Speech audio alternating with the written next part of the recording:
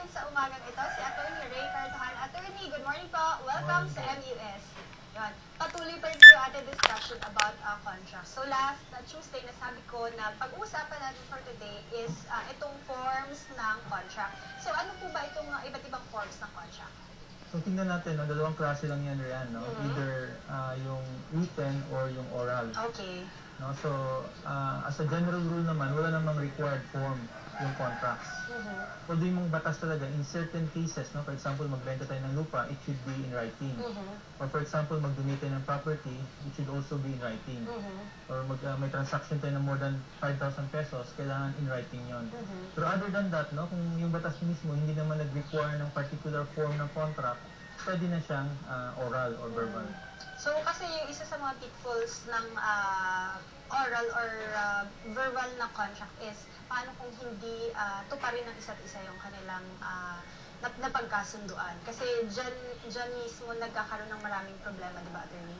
Yes, no? In fact, siguro more than 95% ng mga contracts natin, verbal lang. Okay. No? Magpagupit ka, sakay ka ng tricycle. So usually, just in case yung isang party is not ready to comply kung ano yung dapat na i-perform niya, the other party has remedies naman eh. Pwede mo namang hindi bayaran. Okay. No? Or kung hindi mo babayaran, i-request mo yung kabilang party na dapat gawin kung anong dapat na napag-usapan nyo. So for example, pag-upit ako ng buhok, hindi nakakuha or na-gets ng gumugupit ng buhok ko yung desired ko na buhok na gusto. So pwede na hindi ko siya bayaran.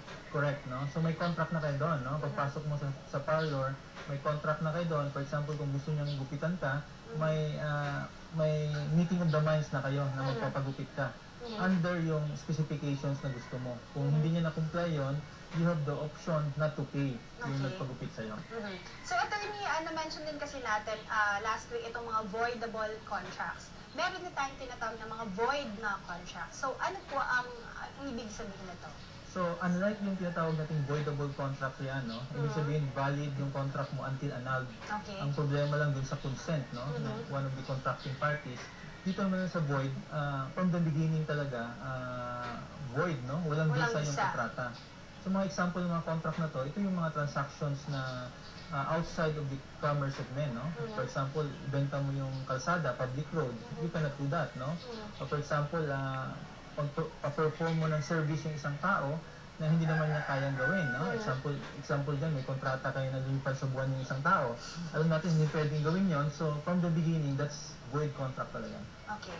Thank you so much, Attorney, for that information. Sa lahat ng ating mga kapamilya, sana po ay naliwanagan na kayo about these things na napag-usapan natin tungkol sa kontrata. Kaya naman, sa lahat ng mga papasok sa isang kontrata, tandaan po ninyo ang aming mga reminders sa inyo.